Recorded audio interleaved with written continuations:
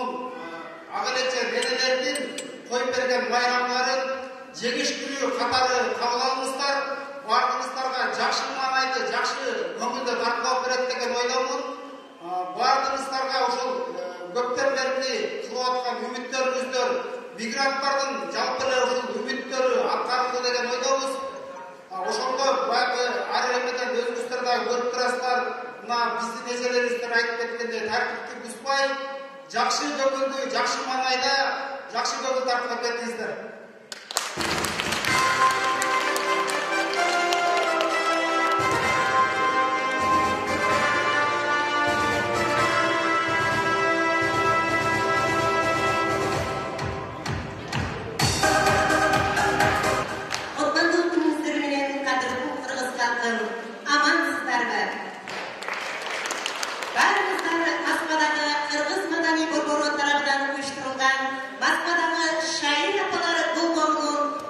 2-ci çıkarılışına hoş gelipsizler. Men Kırgızmın demeyini tanıgan, men Kırgızmın dekenin bar tanımal, Han Manastır urpakları bar bolsun, Kağlayın kalın Kırgız halkından dep, бүгүnkү çıkarılış ata mekenimizden tınçlığı, elimizden birimligi, ıntımağına arnalmakçı.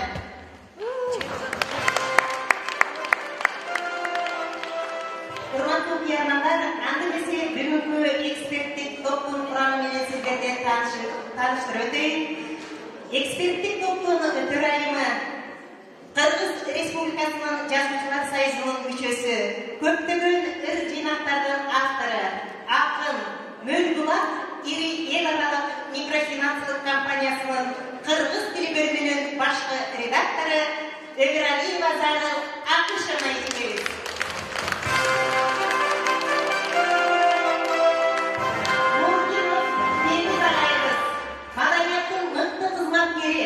Көптөгөн сыйлыктардын ээси, республикалык фестивалдардын лауреаты, Жумалиев Шералиев атындагы сыйлыктын ээси Масатчы агайыбыз.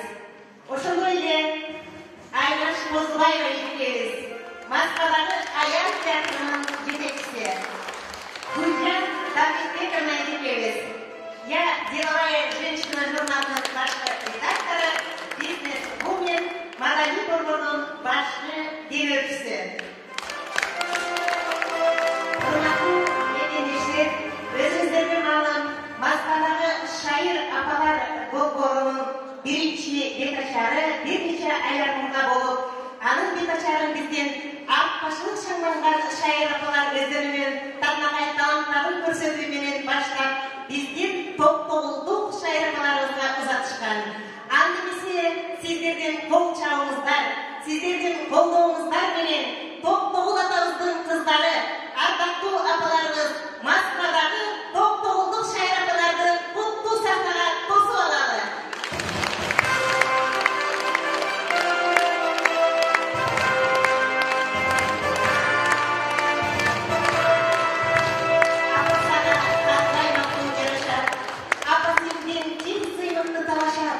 Апам менен теңдеше албайт эч бир жан, бардык мактоо апаларга жарашат. Андемесе бүгүнкү кечени биздин топ-тогулдук шайыр апалар ата мекенди даттаган топ-тогул деген чыгарма менен башташмакчы.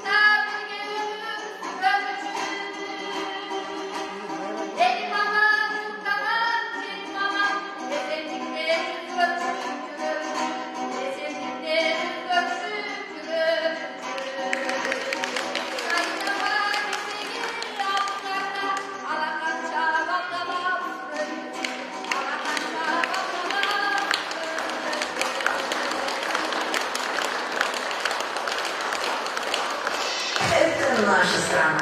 Sizler bilen salamdaştan bizden apalar Rahat jana Gülmira apalarımız oldu. Yeni fizik körküm okuda. Doktorluk adaplı apalarımızdı dağıtagan körküm oku.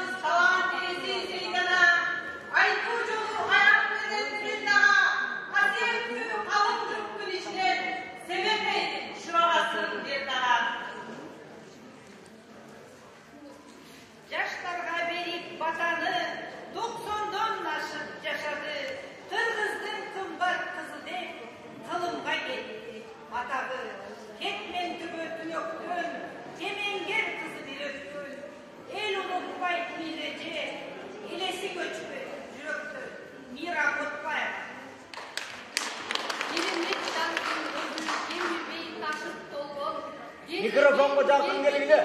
Bardығы ашық болған, алдыңа тізе бүгіп басылған қаншаларды бейбалу бір қарашын жолдықтап басып қойған. Сіз басқан татау жолды баса алмақ емес көбі. Сізге дам, сізге ұрмақ, орынды іші өзі. Керілген жансыз өзі, кенері түшінігі. Ақылы айчап жыған іштесе ежем өзі. Ақлай Бекманжан қарас. Körpekli mangay çürüktü, geçidey olup tüylüyle kıyal ruh kanca nöttü.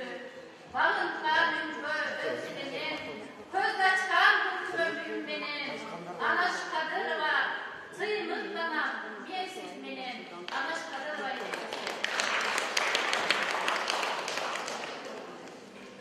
Жарқырап күнгөй, жарқылдап жүрген ерекем, шаңқылдап шыққан үнің өстерін берекең, тоқтоғыл іші өлеріменен тамылған, ырчысы сіздей таланттар жашайт ел менен, бізге емес жалпырге қырғыз тыймығы, бар болчу еже, аман есен жүр ел менен, шақыратай болайыз. Barına yakın elin, vurmasına bölüngün akın elin. Aramızda kanda bir yaralgan, aruluktan bütkön bir asıl elin. Adarın bir gelişken akıl minin, altından jaraşkan zatın minin. Jüntülügü kıp bir kızı tokta buldun, tapıp bile atına akın degen.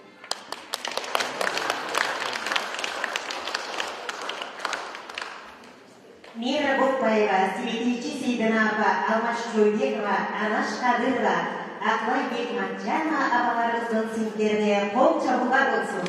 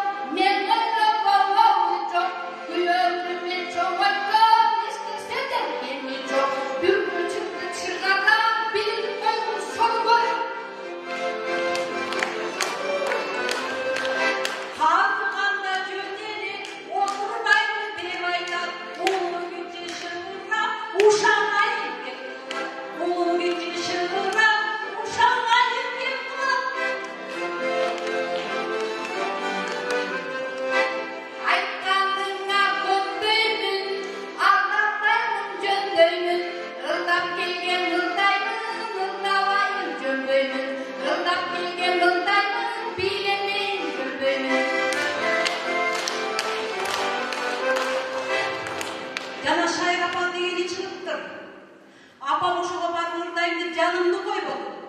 Айтсам да болбоду. Мейли көрөтүп коеюн. Апа, апаке, апо. Айтканыңа көнөйүн, чачы башың өрөйүн, ак кийимди бөгөлүп, аттан эсеп жөнөйүн, ак кийимди бөгөлүп, аттан эсеп жөнөйүн.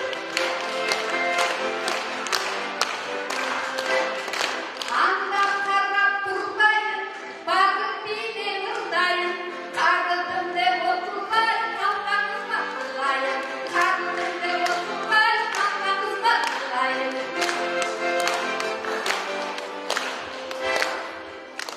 Ырыр салды ындыма, билипмен отуралы, бүкіл кыргыз калдыма, дайын кызма кырмалы, багы кыргыз калдыма, дайын кызма кырмалы.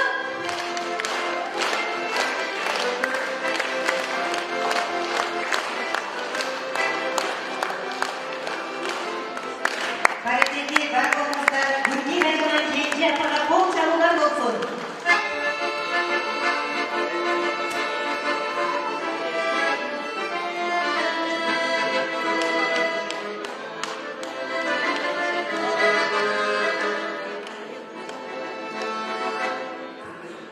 Ырыр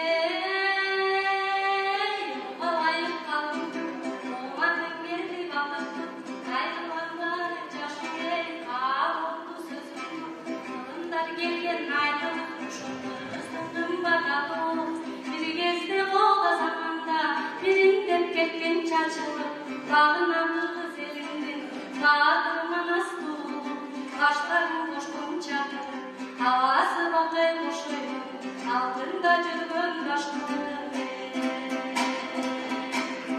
Koşula kılmanlardan kalgan söz, adalardan algan söz, adal emgek aktiye, kaden sanga balgan söz, Allah Teala jaratkan, takdirine salgan söz, kırıs aldı ıntımak, rahat kalangan söz, ıntımak rız birlikte, eyman baktalayın çileşikte.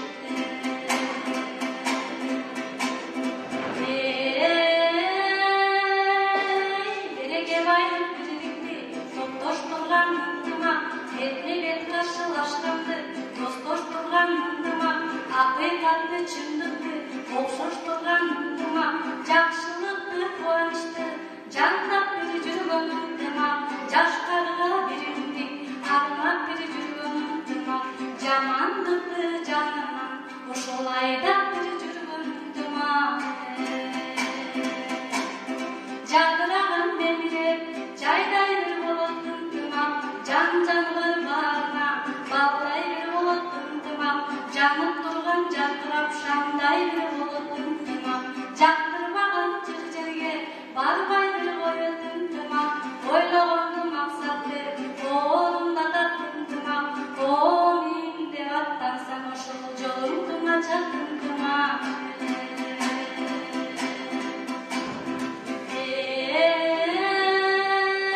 Ынтымагың жок жерде ыймансыз ишиң жарыкпай, ырбаган жараң айыкпай, кагып кетип багың тайыздай, ысык дос жолдош алыстай, ынтымак жакшылык жакшы, ынтымак журт жакшы, катылашкан калк жакшы, адалман сал жакшы, кайратман ишке жаш жакшы, карадан көрүң ак жакшы, ташандардан бат жакшы, камчыга толук сап жакшы, карыны ток кайры жок, калчыгаса жат жакшы, калкты тегиз башкарган калыс улук баш жакшы, эл жерим гүлдөн өссө экен, ошол эн аталар айтмакчы.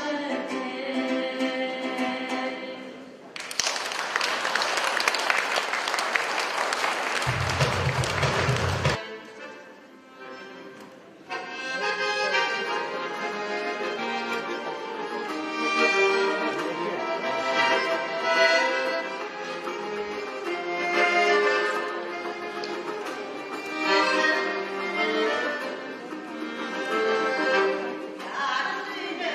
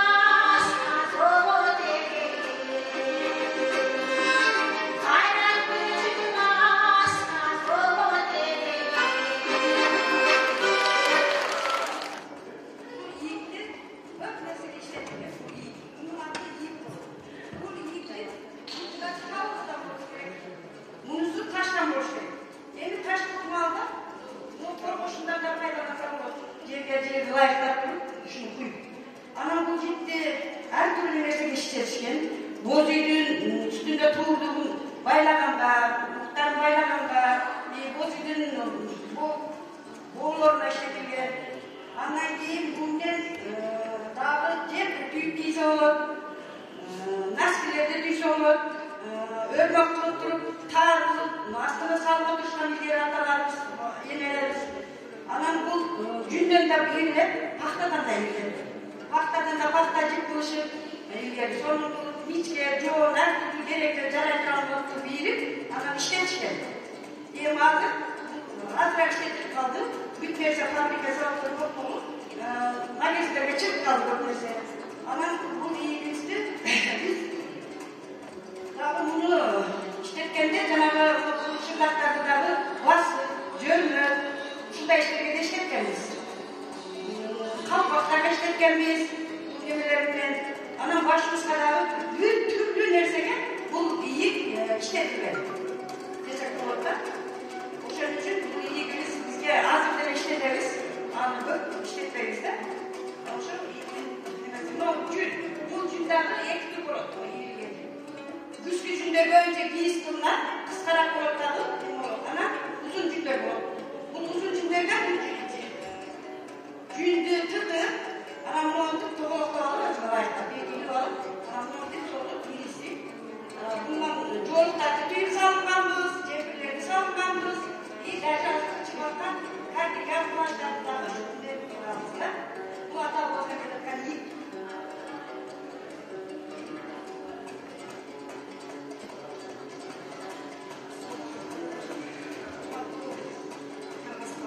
Barzılara belki bu benim kolumdağı, barzılara belki ileki de almalı. Bu ilekini Kırgız baybeçeleri, gelinleri giyişkin, yaşına yaraşan ilekini armadan orta bulur.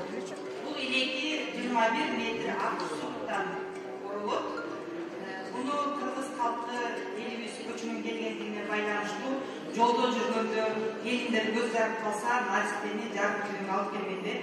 Uşul ilekini yazıp yiyip, oşolunu menen tozup alışkan. Ekincisi, жаңағы айтқандай эле көчүнүн келгендигибизге байланыштуу узак жолдо кетип баратканда адамдар көз жумуп калса ошол дагы экин катары пайда кылышкан. Азыр бул илекини эми өзүбүздүн жети дуанга баарыңыздарга белгилүү ар кандай уруп жүрүшүп, бизде азыр Токтогул районунда бир эжекебиз оруп атат, ушунчалык көркөмдүү кооз болуп оруп атат. Биринчи бул жердеги башталышы эле 5тен катарлуу оруп атат да, себеби дегенде бешенек 5тен бешикте бала сүйүсүн деген эжекебиздин ырымы. Андан кийинкисин 7 кабат кылып атат. Ал 7 дуандын мээримдүү энелери дайым мээримин төгүп бүт Кыргызстандын дүйнөгө таркатып бириктирип турсун деген ниетте жасалат. Андан кийинкиси 9 кабат кылып атат. Бул деген баарыңыздарга белгилүү Гулма энебиздин 9 сыяктуу жакшы ой менен ушундай жакшы илекин оруп жүрөт. Баарыңыздарга ыраазычылык ийгилик каалайм. Бардığınızda ушундай илеки кийген даражага жетип, бактылуу байырча болуңуздарга тилектешим.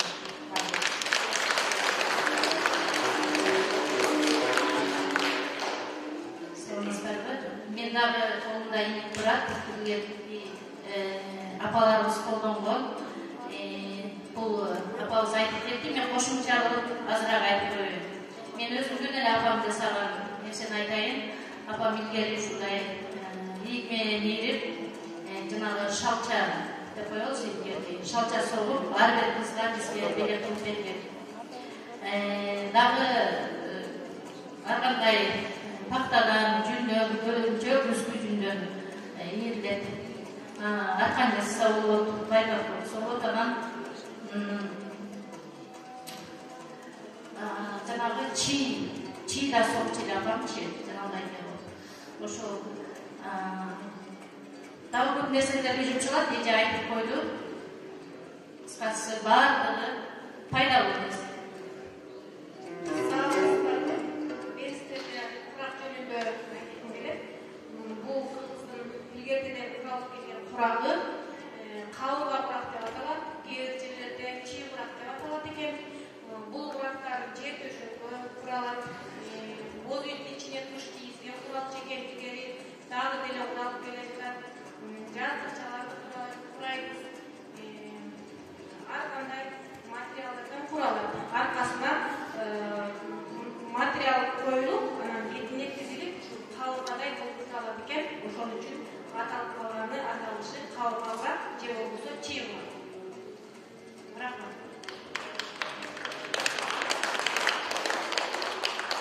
баштадым. Ушул бул азыркы көз согуп жаткан колундагы жиптин аты бул кол өрмөк деп аталат. Буну кол менен согот эки адам. Бирөөсү алмаштырып турат, экинчиси кагып турат. Буну кол өрмөк деп коет. Эгер кааласаңыздар, ошо жаныңыздарга карайын. Бул көп нерселерге жарайт. Мисалы үчүн мына окшогондорго жарайт. Батинка боолорго жарайт. Эркектердин чачкакка жараткан көп нерселерге жарайт. Бунун аты кол өрмөк. Рахмат сиздерге.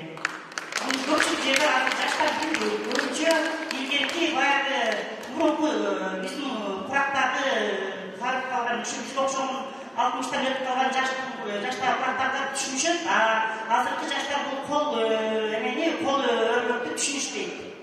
Азыр эми көбүнчө эле жанагындай өкмөт чыгарып калып эле шуну дешилди, шуну тагышып баштап бул өзү кол өрмөк деп коет да. Азыр сиздерге жеткирип коеюн, эгер мүмкүн болсо көрүп койсоңуздар болот.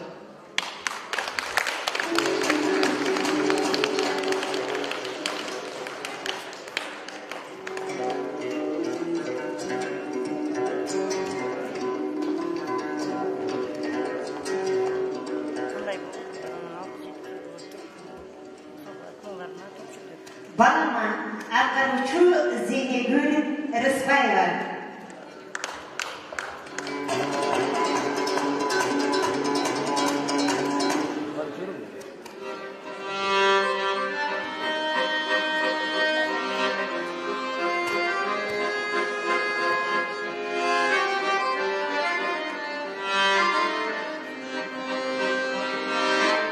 Bir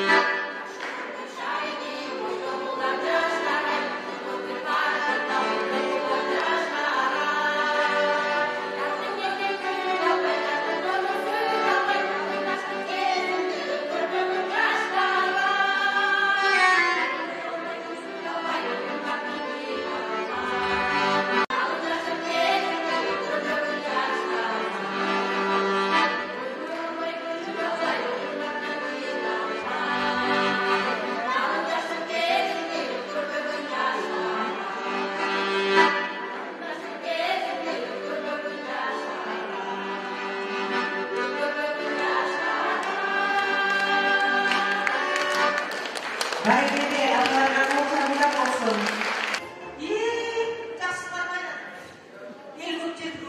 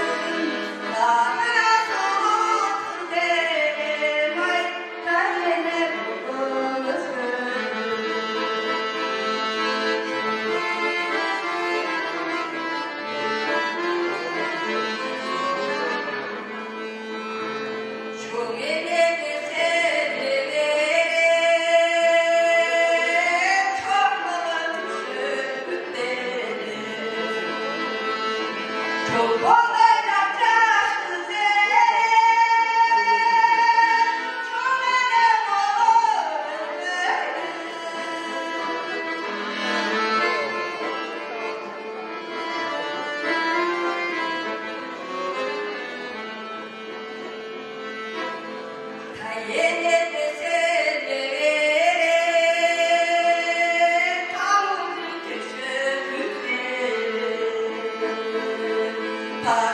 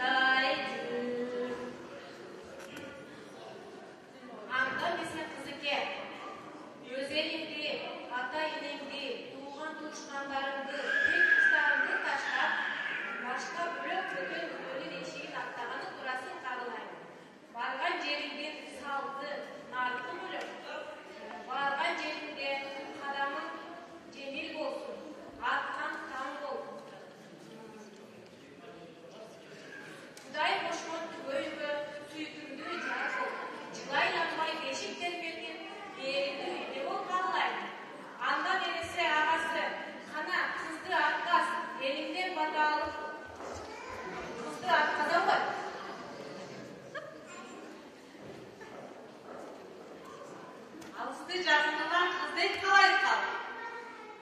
Karındaşım üçün yüreğimden çıkan dileğime batayıp koymuşlar. Karındaşım yaşlığın kaldırmagan kadırlap ağa ninesi lap bilgen baktılığı jar bolsun. Karındaşım ekelin ortasına salgan köprüsü bekem olup tübekle baktılı bolsun. Amin.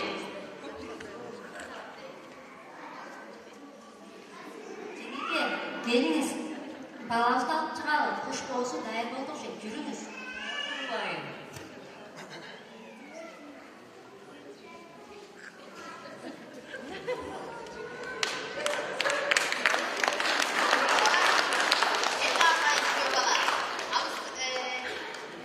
Kızın ağından emez, bağından degende kızımızdı sana seni Kuday'a tapşırdık. Anda mesele kızıken, ar kim debat partiya, aldı kim teyar degende, uşul itayaka son kutundu koyup, on kutun menen attı mene koy kızım. Ança bunça it kıyalların tökünümde kalsın emin.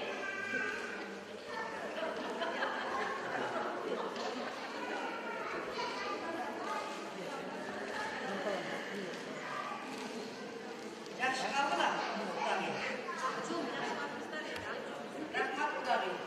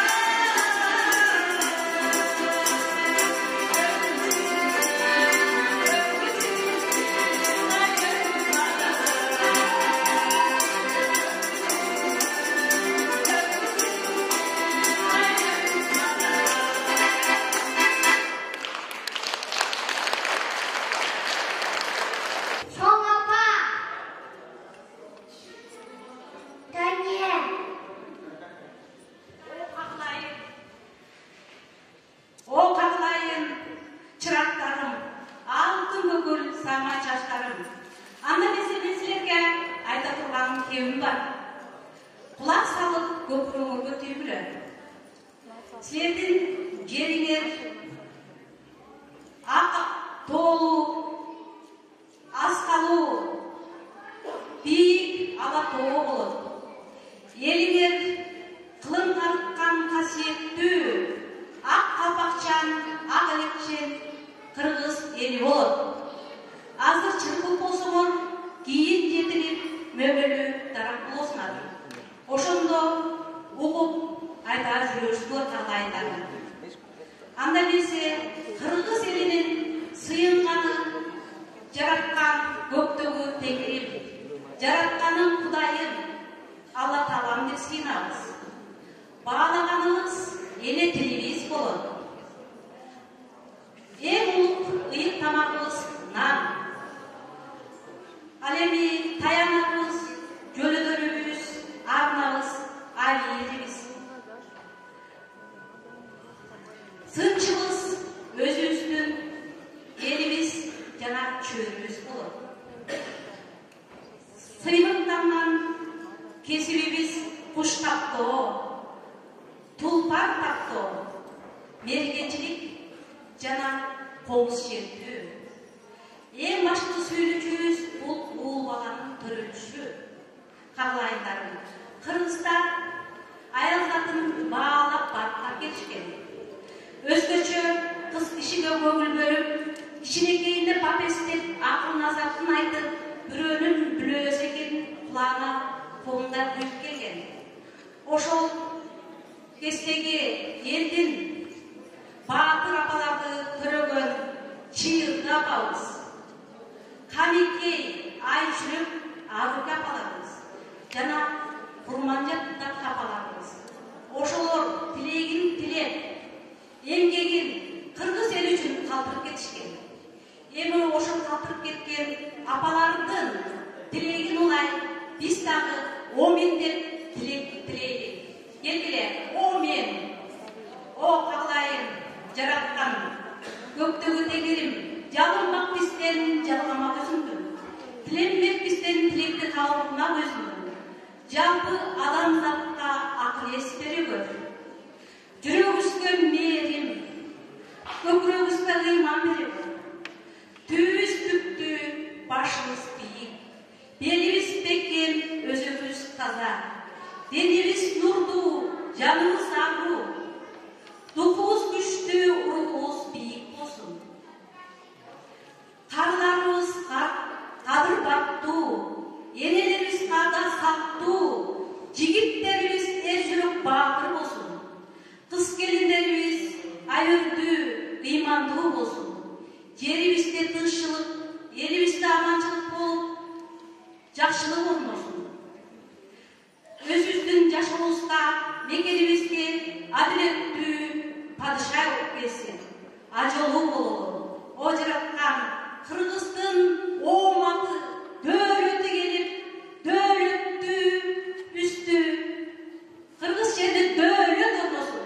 Омен. Жүргүлө Кагылайымдарым, өзү кичүү битилер болуп, силердин ата энеге тулуу өскөн кетмин төөрөнүн силерге көрсөтүп чыгайын. Жүрөгө була жүргүлө.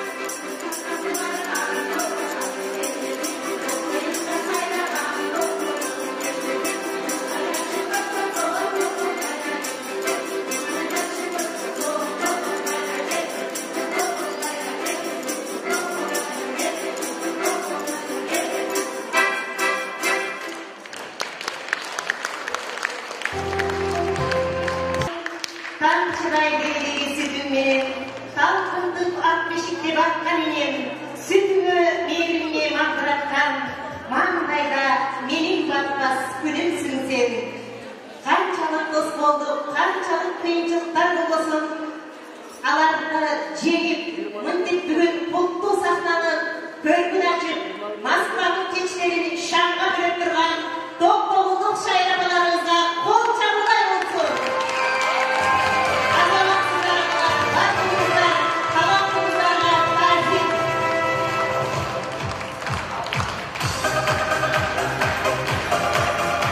Biz sınavın saltı boyunca keyinki кезекte, keyinki çıkarılıştı doktoğulduk şayrabalar sınavdırgan. Bizden meyman apalarımız, tanışılan talaslık ardaktуу apalarının öpüldörü kelip oturar. Andı bize kol çalularının bizden talaslık apalardı sahnaga çakırıp alалы. Урматтуу бүгүнкү шайыр апалардын көрүүчүлөрү, мына бүгүн биз дагы ушинтип шайыр апаларыбыздын кезегин даярдап өткөрүп тапшырууга биздин ушул Талас областынан келип отурат. Анда эмесе биз ушул шарт боюнча, салт боюнча кезегибизди ушул Талас областына өткөрүп берели. Ошону менен бирге эле ушул жерде отурган бардык кыргыз мекендештерди бардыгыңыздарга ишиңиздерге ийгилик, ден соолукта болуңуздар, бар болуңуздар, иштериңиздерде ийгилик болсун, эл журтубузга аман эсен кетели.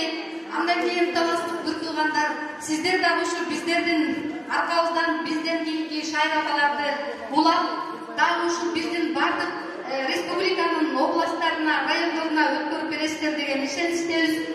Шайыр апаларына көңүлдүү өткөрүп алыңыздар. Анда эмесе биздин кичине чаган бийлигибизди алып коюуга уруксат этиңиздер.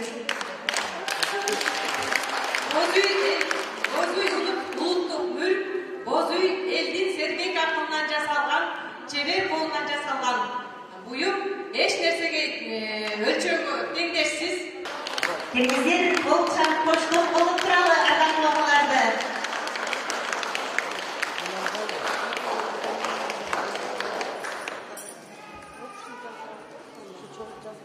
Саламатсыздарбы, урматтуу Москва жекесиндеги биздин бир туугандар.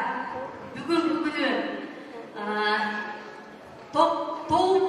Токтоолдун жеринен келген биздин сыймыктуу шайыр апаларыбыздын нускалуу, өрнөктүү, бизге көп тарихилык маанилерди берген жакшы, мыкты, көрөңгөлүү өнөрлөрүн көрдүк. Ушул биздин ардактуу шайыр апалар сиздерге бекем ден соолук, узун өмүр, үй бүлөлүк бакыт каалайбыз. Секелек кыз болгонсуздар, келишимдүү келин болгонсуздар, эми минтип байгече болуп, оңой көтөрүп, омурткаңыздар сыздап, уул кыздарды төрөгөнсүздөр. Бешикке салып, ал дейлеп, бөбөктүн эле бешигин терметпестен, ааламдын бейпил бешигин терметкенсиздер.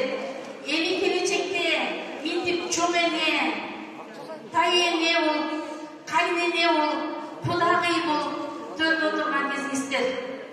Мына ушундай күнү бөлөк жерде, бөлөк элде жүрсөк дагы өз ката салтыбызды таштабай, эне деген кыйынкатты бийик көтөрүп, ушинтип Москвада бизге жакшы салтанаттуу, жакшы бир ызат сыйларды, жакшы бир өнөрлөрдү көрсөткөнүңүздөргө биз чексиз ыраазычылык билдиребиз.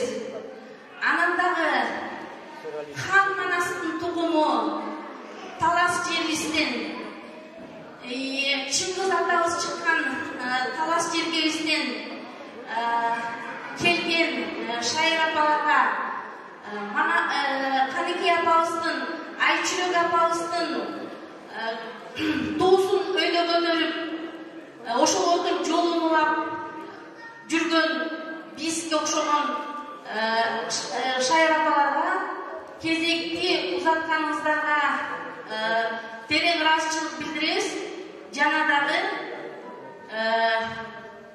биз дагы ушул сиздерден өрнөк алып, ушу өрнөктү узартып, учун бизден кийинки муундарга, бизден кийинки кыз-келиндерге жакшы өрнөк көрсөтүп беребиз деп ойлойбуз. Рахмат сиздерге. Терең ыраазычылык билдиребиз. Урматтуу токтогулдун шайрапалары, биз дагы ушул Казакстандан келип, ушул жерде Москвада жөн серик үчүн өзүбүздүн подаркабызды берип коелу дедик. Бул жерде көрүп турасыңар, бул деген белектерибизди берип коелу деп атабыз силерге. Билесиңер, Токтогул Сибирге барып, ошол жакта жатып, айырма басым экен деген бир эстелик. Дайыма ушул бизден Таластын несинен эстелик берип, ушу атайын сиздерден Сибирден келген атайын ушул Токтогулду эстелик үчүн дегенде ушуну силерге тапшырып койгондон кийин еттик. Күнүңүздөр менен урматтуу биздин бул жерде отурган үйөкмандар, биздин жюринин составы жана ошондой эле бүгүн этникалык биздин Токтогул жергесинин шайрапалары баарыңыздарга салам жолдойм. Аламды жарык кылган күн нурундай, күн сымал нурун чачкан апалар асыл заттар, барлыгын күйүп бышкан, кышты да жаздай кылган, бакытка бал тамызган, эч кимге теңдеш болгон апалар эң кымбат бүгүнкүдөй жаркыраган. Урматтуу биздин Токтогул жергесине келген этникалык фольклордук шайрапалар группасы сиздерди бүгүнкү элдин жүрөгүнө жакын кылып, бардык каада салттарды көргөзүп, өзүңөрдүн маданиятка болгон шыңыңарды, жакшылыкка шайыр болгон өркүңөрдү, биздин жерде келген комуздарыбызды, оз комузду жана башка биздин аспаптарыбызды ойноп, элдердин көңүлүнө жакшылыкка шайыр маанай кылганыңыздар үчүн биз таазим кылабыз. Ошондой эле биздин Талас жергесине сиздер ошол биздин шайрапалар учун улаасында бизге тартылып аткан кезекти биз дайыма жүрөгүбүз менен, кубанычыбыз менен кабыл алдык. Азыркы бүгүнкү күндө мынакей күз күрөш дегендей биздин ааламыбызда баары бышып жетип турган мал. Ошондуктан биздин шайрапаларыбызга мындан ары күч кубат берип, дайыма өңүңүздөргө жагып берип, жаштык берип, ден соолук берсин деп сиздерге ошол Талас жергесинен келген мөмө жемишибизди тартууладык. Дүйнөнүн тирени, үйдүн куру апаларыбызга кол чабуулар болсун. Колдоп туралы.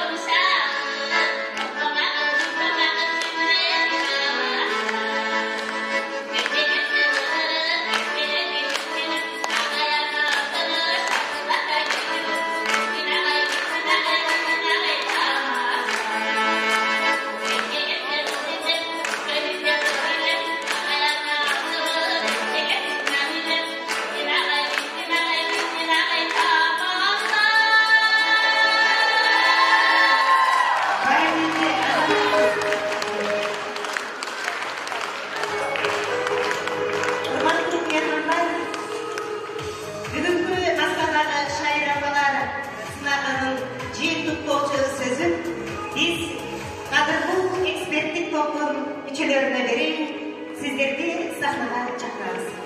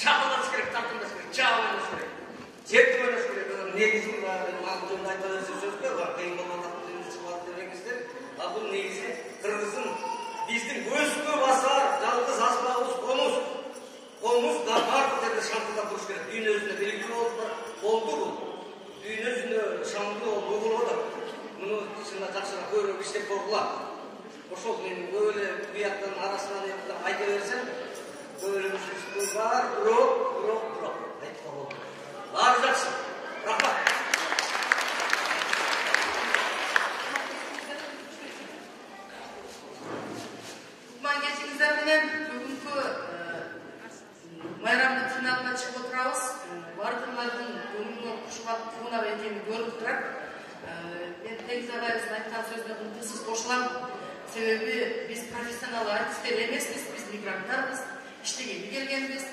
Ошого карабастан өзүбүздүн маданиятыбызды алып жүрөбүз деп, ушуну көтөрөбүз деп, жапа-тырма ар кандай иш-чаралар уюштуруп атабыз да бардыгыбыз биргеликте. Мен эмнени айткым келет? буларга терең мындай ыраазычылык билдиргим келет биринчи очередь. Жана таасир этким келет ушундай акыларга ушундай убакытты таап, дайым ушинтип биздин алдыбызда ушундай чыккан концертти даярдаганында. Эми баягы дос күйдүрүп айтат дейт да, баардыгына жакшы болсун деген ойду айтабыз да, же көрө албай, же бере албай, биз деген революция кылып аткан жерибиз жок да беле, туурабы? Бүгүн майрам, ошентсе дагы мындай майрамдарыбыз мындан дагы шаңдуу болуш үчүн бири-бирибизге анча-мынча ушундай замечаниялерди беришибиз керек да. Мен ушул баягы сахнада өзүн алып жүрүп, сахнада өзүн тутуу, этика, эстетикаларына бир аз эскертүү берип кетейин деп эле таптакай апалар, таптакай кыздар, келиндер, сиңдилер баардыгыңардын кийген кийимиңер да жарашыктуу, күлкүңөр да жарашыктуу, баары жакшы профессионал актриса, артистка болуп силер мындай мына жерди мынтип катар кылдыңар деп айткандан алысмын, бирок ошону өзүңүздөр жакшылап иштеп чыксаңар.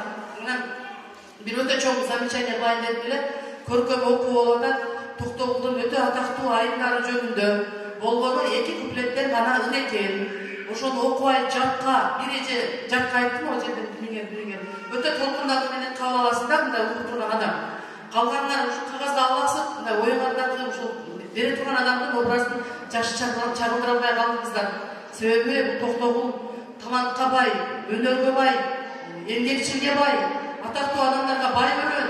Ошону даңазалаганда ушунчалык жүрөк менен 4 сааттын метрде кетип да жаттап койсо болот, орусча эмес кыргызча, тим более. Ошого эскертип кетейин деп эле сиздерден сураныч, кагаз карабаганга, ырдап атканда тексттерден аралашпаганга аракет кылыңыздар. Себеби агай бир аз аяп айткан жок, мен айтпай койсом болбойт. Себеби башка бирлерге да сабак болуш керек. Бул ырдап атканда текстин туктап атасыздар, бириңиздер калып атасыздар, бириңиздер өтүп кетип атасыздар. Бирок үйдө ырдап аткан ырда, ойноп аткан инструментте эч кандай мүчүлүштүк жок. Болгону тартынуу, кысылуу болуп атты да, дискомфорт деп коет го орусча айтканда. Ушул эле жок болсо биздин өнөрпоз айымдарга мен өтө терең ыраазымын, чоң рахмат деп айтмакчымын. Театралдык өнөрдүн эстетика, этикасын жакшылап өздөштүрсөк эле сонун болот. Рахмат. Эме кыстырмай калганчы мен эме ойденчи. Ар бир жерге чын номерге токтогонду болбой атат, убакыт жок. Бирок кыздарай деген жакшылыкка чыгарманы. Сөз Токтогул Сатылганов атабыздыкы, обону кимдикин билбейм да, сылам. Бул аткарчылык жөндөмдөр кичине сөздөрүн таптап жаттап туруп алып чыксаңар, аптан соң боло турган экен. Мен биринчи ушун бул жөнүндө бул болгон. Бул бир. Экинчиси, кербесин, келгендеги кербесин, анан ушундай деген эки кербестин эки түрү бар. Токтогулдун түрмөдөн келгендеги кербеси бар. Сөздөр башка. Чоң кербес деген бар. Чоң кербес деген чоң күү. Ошол чоң күүнүн киришмеси келип туруп, анан кийин адам ырдын сөзү менен коштолуп кетет. Экөөнүн айырмасы бар да, аспан менен жерде айырмасы бар. Анан кийин Боорукке Токтогулдун кербесин 7 куплет. Ошол 7 куплетти татынакай башынан аягына чейин жаттап коюңуздар дагы, бул дагы аттан соң чыгарма. Анан конус сөзсүз түрдө конусту коштоосуз жетишпей да жакшы эмес. Мандугеч, амансыздарбы? Бүгүнкү майрамыңарды мен барыңарды. Анан менин айта турганым эмем, оформление, кийим кече, кыргыздын кандай сонун койноктору бар, кандай сонун кийимдери бар. Биз анын баарын унутуп баратабыз да. Бүгүн болсо биз ошо Кыргызстанга барып келгендей эле болдук да. Барып келип, кандай сонун кийимдер. Мындайды биз илгери эле кайсы жылдары илгери болчу да, илгери кийген. Азыр болсо мындай койнок жок эмес. Бүт эле Европага, орустардын эмесине өтүп кеттик. Айтарым рахмат, тазим. Ушундай сонун койнокторду көрсөтүп, башкача өзгөчө эмелерди көрсөттүңөр да. Рахмат.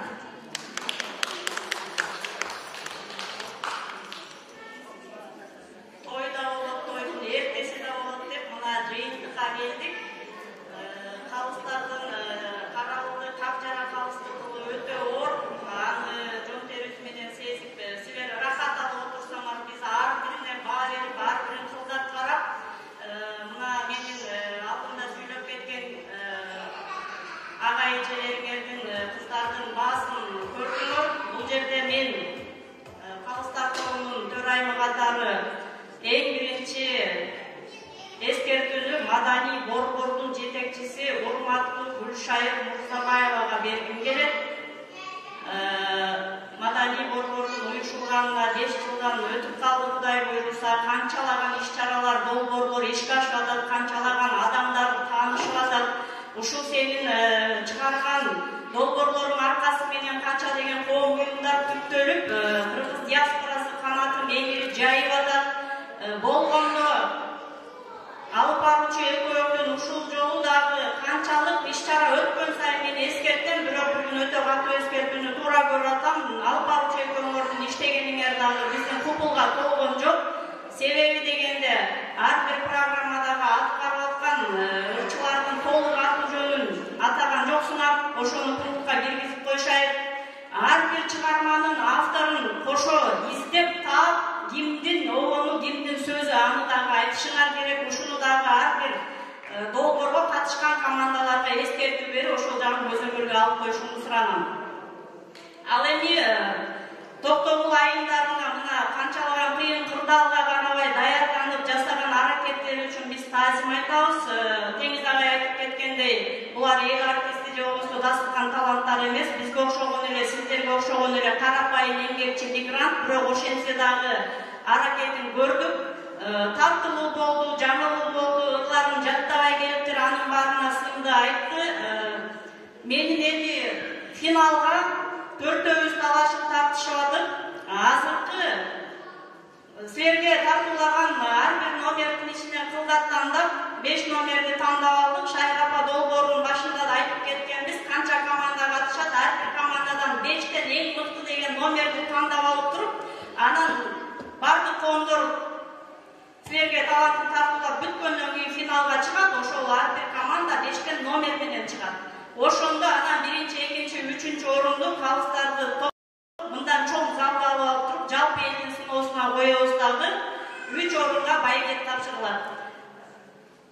Өткөндө ат башы айымдары 728 упай менен, өзүңөр билесиңер, келип көргөндөр болсо, менин сөзүмдү туура дейсиңер, ушунчалык шаңга бөлөп артистизм, сахнада өзүн алып жүрүү, бардык жагынан шаңга бөлөп өзгөчө маанай тартуулаган. Токтогул айымдары дагы жакшы аткарды, бирок тартыштыруу же кырдаал маанайларын чөктүрүп койду, ошентсе да аракет кылды. Эскерте кетерим, биз тандап алган номерлер чала болуп калды. Чала болгону менен финалга булар өтө дыкат иштеп, өтө аракет кылып, жакшы маанайда алып чыгат деп ишенебиз. Эмесе финалга тандалган номерлер хор, Токтогул эли жерин даңазалаган хорду кайрадан иштеп чыксаңар, силерден суранат элек айымдар. Бириңер жаттасаңар, бириңер жаттап атсаңар, бирок бул обязательный номер. Ар бир команданын эл жерин дамтаган хору конкурста финалга катышат. Экинчи тандалган номер жаштар маршы күү, аны да Теңиз агай айтып кетти, комузду ушунчалык кагып чертесиңерби, чаап чертесиңерби, ал жагына дагы көңүл буруңуздар. Үчүнчү тандалган номерибиз Кайнене келиндин тамашалуулары. Сөздөрүн өздөрү жазыптыр, аткарууну театралдык кичине өнөрдү кошуп туруп шаңга бөлөп койсо, бул дагы өзүнүн финалда жакшы упай алып берет командага деп ишенебиз. Анан жана да мен кечирип коесуңар, катып айтып койдум, Көл баянын аткарып аткан Мадиеванын Көл баяны, бул Токтогулдун тарыхы. Жанагы ГЭСти куруп атканда бардык Кыргызстанды электр энергиясы менен камсыз кылып аткан жерде, ошол жерде канча деген айыл суунун алдында калып кеткен. Ошолорду Көл баяны деп туруп Асанкалы Керимбаев өздөрүнүн агасы, ошол авторду атабай койгонуңар өтө чоң минус силерге биринчиден. Асанкалы Керимбаев агайымдын Көл баяны деген Мадиев аткарган жеке номер финалга илинди. Бирок көрүүчүлөргө эскертүү, силердин немеңер менен 10 упайга илинбей 7 упайга илинип калды. Кулагына акча салып, бетин өбүй, бурун жаңы тирген күйөрмандар эскерге алып койгула тартипти бузганыңар, силер минус кылып койдуңар анарага, Мадиевага. Анан 5-чи акыркы номерибиз Сезим издери Гүлмира Стампулова. Мына ошону менен Калыстар тобу 645 деген жалпы упай менен Токтогул айымдарынын өнөрүн баалап берди. Финалга ушул номерлерди тандап берди, биз тизмесин беребиз. Кудай буйруса, таластыктардагы рахмат айтып бергениңерге, көп нерседен сабак алдыңар деп ойлойбуз. Силерге да ийгилик. Ал эми финалда мына биз эскертип кеткен, биз тандап алган номерди майынчылар аткарып берет деп биз ишенебиз. Алып баруучу Айгүл кызыбызга дагы келип берген сиздерге дагы рахмат. Ынтымакта жакшынакай маанай тартууга берген апаларыбызга дагы бир дүркүрөтө кол чалып койсоңуздар. Рахмат. Урматтуу калыстар, сиздерге дагы терең ыраазычылык билдиребиз. Ал эми жалпы бүгүн катышкан токтогулдук шайыр апаларга сиздерге ыраазычылык билдирүү үчүн бүгүнкү токтогулдук шайыр апаларды уюштуруу тобунун жетекчиси Нургүл Эсеналиевага сөз беребиз.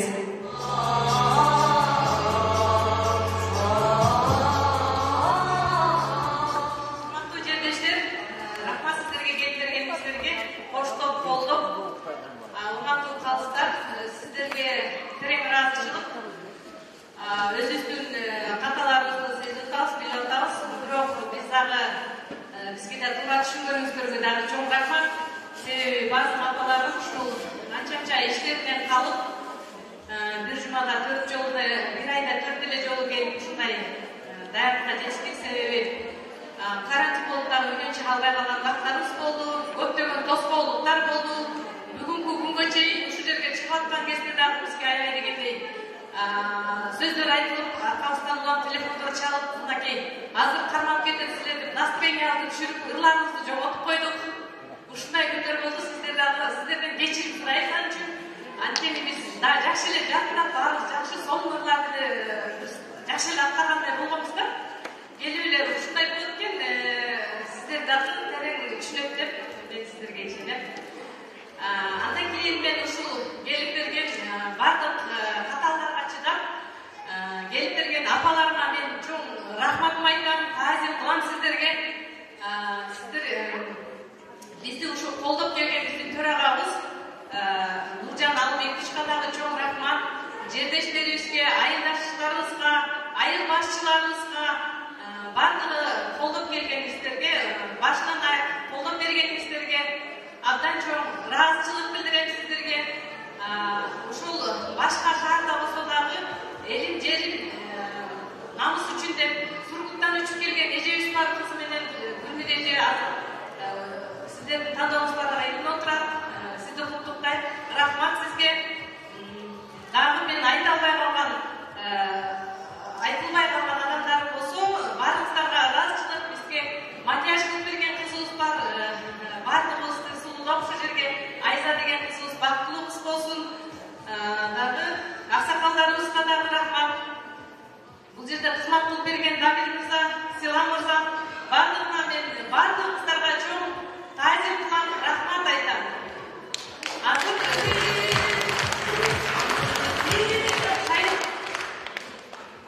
Мен апаларга бираз ыраазычылыгымды билдирип коеюн. Эч капа болбой убакытына сонун болду. Атынан өзүнүн сүтү бар экен, баары билет. Биз кандай токтогул ушунча дайыр көрүнгөн сахнага чыгып сүйлөгөндөн аябай уялам. Баарына айтып кетейин. Бирок ошого карабай чыгып атам. Силерди куттуктайм чын жүрөктөн, силерге тапшырдык эле. Мына биринчи программа менен чыктык эле. Ага караганда мына көп карантинге калып караганда көп нерсе тоскоолдук болду. Сен аны мына жакшынакай формаңар, эч капа болбогула. Биринчи билим болгон дегендей баардык нерсе кийинки финалда чыгып жакшынакай достук ынтымак менен өткөрүп алабыз деп ишенем. Чоң рахмат шайыр апаларга, жакшы аябай жакшы сөздөр, ушунчалык карантин убагында, ушундай пандемия убагында өзүңүздөрдү таштабай, мына кыргыз элинде бүгүн жеңиш кечеден бери жеңиш болуп атат. Ошого карата сиздер дагы эң күч бердиңиздер. Жалпы баарыңыздарга рахмат. Убактыңыздарды бөлүп келип сиздер дагы ушунчалык маданиятты сүйгөн адамсыздар. Баарыңыздарга терең ыраазычылык билдиребиз. Жалпы шайыр апалар чейизи нависине буламытты, дайыма эмнеттейдиле уламытты, чай ичип ак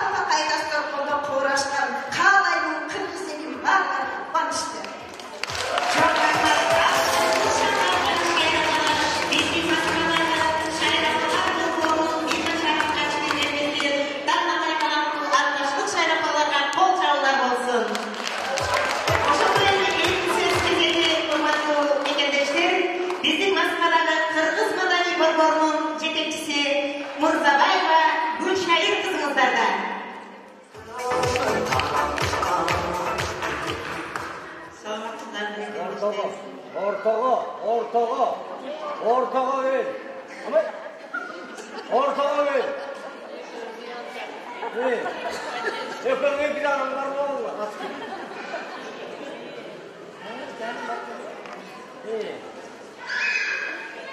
Vakit çok da ek saat sürüp. Çileğimiz ağında çok oluruz. Gelip gelen bakımlara karakma. Bakım bir gün ayıp getirdi.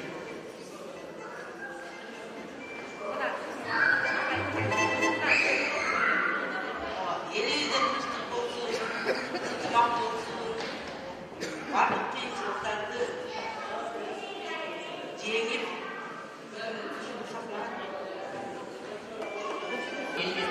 Çok rahmat.